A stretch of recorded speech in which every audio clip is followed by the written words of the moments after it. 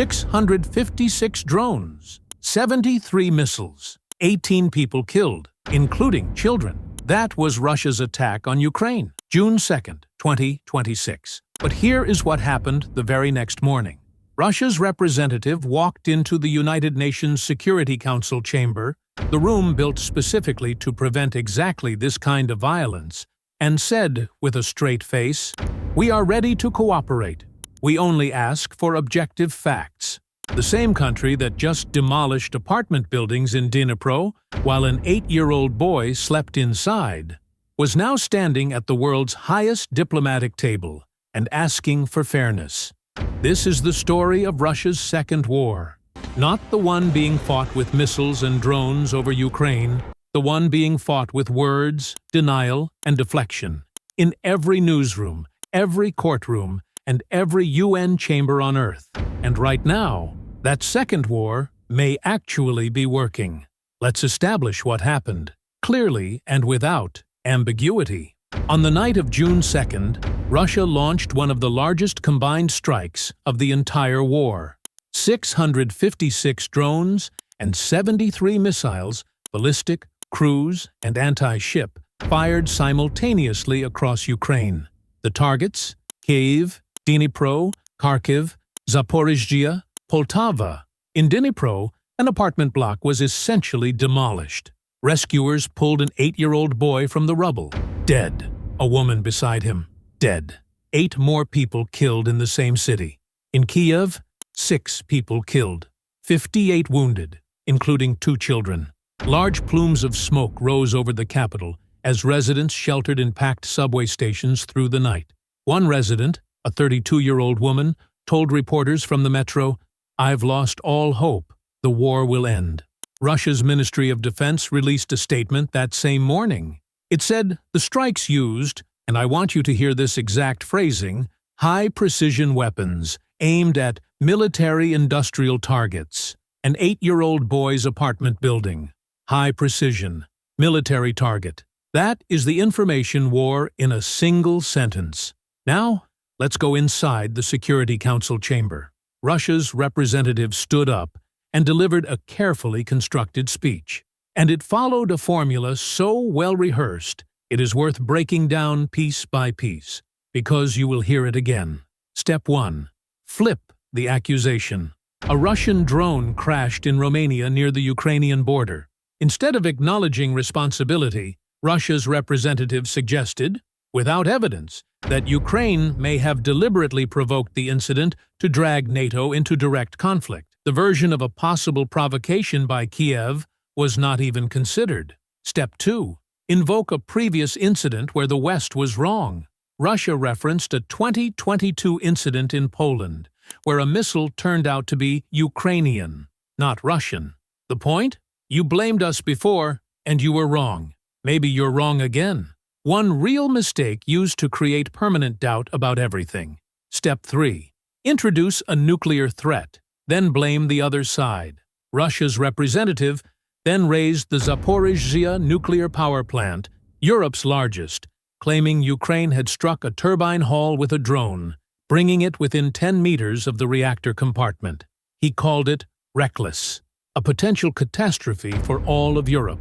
What he did not say: Russia has occupied and militarized that nuclear plant since 2022. International inspectors have repeatedly stated that Russian forces have used it as a military base, turning a civilian power station into a shield. Step 4. Claim moral equivalence. Russia brought photographs. 21 young students killed in a dormitory strike in Starobilsk that Russia attributed to Ukraine. Real deaths, real grief, presented specifically to counter the global outcry over Russian attacks on Ukrainian civilians. Each step designed to do one thing: make the audience feel that truth itself is unknowable, that every accusation has a counter-accusation, that every atrocity has a mirror image, that nothing can be verified, that no one is innocent. And when truth becomes unknowable, accountability becomes impossible. Here is the uncomfortable reality. Russia's battlefield position is weakening. Its economy shrank 0.2% in the first quarter of 2026. Its own foreign policy journals are publishing analyses that say Putin's war goals are now unachievable. Over 1.36 million Russian personnel casualties have been recorded since February 2022. Russia is losing the physical war, but the information war operates on different rules. You do not need to win the information war outright. You only need to create enough noise, enough confusion, enough both sides fatigue, that the world loses the will to act decisively. And the evidence suggests it is working. Peace talks mediated by the United States are now frozen. Washington is focused on the Middle East. The organizations documenting Russian war crimes have had their funding cut. A Yale program tracking thousands of forcibly deported Ukrainian children will run out of money in August. The missiles destroy buildings. The lies destroy the systems built to hold anyone accountable for destroying buildings. One without the other would not be enough. Together, they form the most dangerous combination in modern warfare. Here is the deepest irony of Russia's information strategy. The more aggressively Russia attacks Ukrainian civilians, the harder it works to deny, deflect, and reframe those attacks at the UN and in global media. But that very pattern, attack, then immediately deny, has become its own form of evidence. When Russia bombed a maternity hospital in Mariupol in 2022, it said it was a military base. When evidence proved otherwise, the story changed. When a missile fell on a Polish village and killed 2 people, Russian officials immediately denied involvement, loudly, confidently, before any investigation. They were right that time. But the template was set. Deny first, always, regardless of facts, regardless of evidence. When denial is the automatic first response to every accusation, the denial itself stops meaning anything. And yet, it still buys time. It still creates doubt. It still gives hesitant governments a reason to wait before acting. That delay is the weapon. Step back and look at the full picture as it stands today. Russia is firing 656 drones at sleeping cities and calling them precision strikes on military targets. Russia is standing in the UN Security Council, the institution designed to prevent exactly this, and asking for objective investigations. Russia is pointing at a nuclear power plant it occupies and militarizes, and warning Europe about the dangers of nuclear contamination. And while all of this happens, the Patriot missiles Ukraine needs to defend its cities are running out. The funding to document war crimes is disappearing.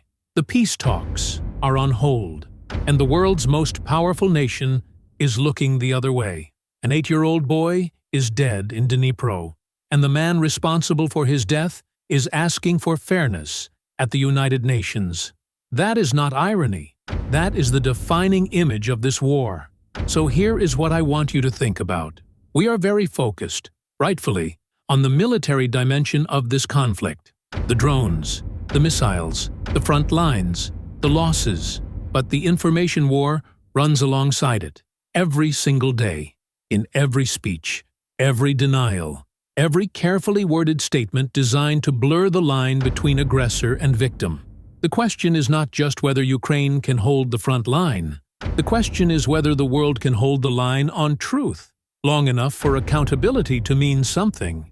Because if that line breaks, it does not just break for Ukraine, it breaks for every conflict that comes after it. What do you think? Is the world paying enough attention to Russia's information war, or are we too focused on the battlefield to see what's happening in the room next to it?